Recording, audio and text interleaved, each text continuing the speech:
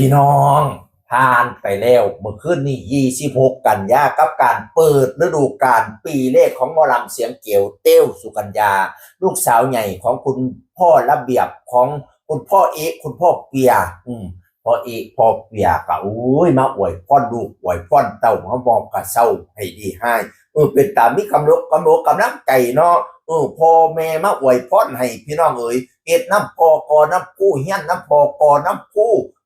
เห็นห้อยพอให้ก้มดูเห็นห้อยคู่ให้ก้มกราบจังสีละพ่อกับมาทรงลูกทรงเต่าพี่น้องเอ๋ยโอ้ยเป็นครอบครัวที่อบอุ่นครอบครัวระเบียบวัฒนศิลป์บ่อยที่ได้ใช้กับมาอวยพรให้พี่น้องเอ๋ย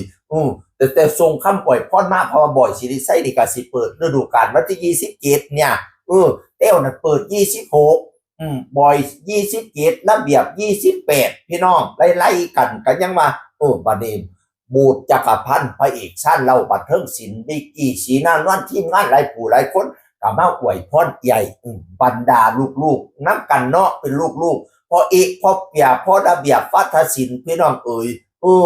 อ้ยอบอุ่นดีนอกจากนั้นพระเอกเสียงวิหกนกพงศกรมาซอยใหญ่เลยเด้แล้วก็นัดคอปเตอร์น้องคอปเตอร์นัทกรมาขึ้นเวทีซอยใหญ่พี่น้องในการเปิดฤดูกาลของหมอลำเสียงเกียวเต้วสุกัญญาอยู่ที่ลานบ้านเสียงลานเขาเจ้ามีลานบ้านเสียงเพิ่นนะอำเภอหนองหานแม่นบ่แม่นอุ้ยขอยจำอำเภอบ่ได้นี่ล่ะบ้านที่มีบ้านเสียงน่ะพี่น้องเอ๋ยเต้วสุกัญญาเปิดฤดูกาลอยู่นั่นโอ้ยเวทีนี่ยิ่งใหญ่อลังการก็ยังว่าหมอลำเสียงเกียวขึ้นเนาะตรงกลางหมอลำเสียงเกียวเต้วสุกัญญาแสงสีเสียงอลังการจุดพุตะไลไฟพะเนียงโอ้ยให้ปังๆให้ดังๆเด้ออีหล่ะคำแพงเอ้ยเนาะอยู่กับระเบียบมาต้องหลายปีบัดนี้มันแยกวงแยกคณะเองบัดนี้เนี่ยไก่หุ่งเฮี้ยงเลี้ยงเหลี่ยมให้ปังๆให้ดังๆเด้อให้มีคนชมคนนิยมชมชอบไปงั้นมาสั่นให้ไหลมาเท่มากคือนำเก้งไปแสดงทั้งไหนFCให้แตก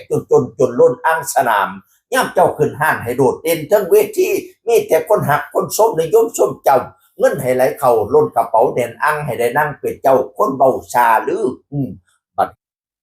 คนกระหลายอยู่เสียที่มันจืนพี่น้องเอ๋ยจังสิล่ะก็ต้องทำจิตทำใจเนาะเปิดฤดูกาลเสนาฝนนี่ยังก็จะเป็นตกดีให้เดือนกันยากับบ่เศร้าตกอย่าพอเศร้ากับเศร้าในกระไดจนว่าสิออกพรรษาละพระเจ้าหมอลำก็เลยสิบ่ได้แสดงสบายป่านนั้นFCก็ไปหลายดิเสียที่มันนั่งยากนั่นแหละมันจืดมันเสพป่านนั้นเพิ่นก็ขนเฟียงขนฟางก็ไม่ให้ดูแลFCเพิ่นดีอยู่พี่น้องเอ๋ยผ่านไปแล้ว26กันยากับการเปิดฤดูกาลของหมอลำเสียงเกียวเต้วสุกัญญาสิเดินหน้าต่อไปรับงานแล้วบัดนี้เนี่ยมาเด้ออันเจ้าภาพทั้งหลายผู้จัดทั้งหลายมาจ้างหมอลำเสียงเกียวนั่งเอกตลอดกาลพี่น้องเอ๋ยเสียงคนเก่าเว้าสู่ฟังสวัสดีครับสวัสดีครับ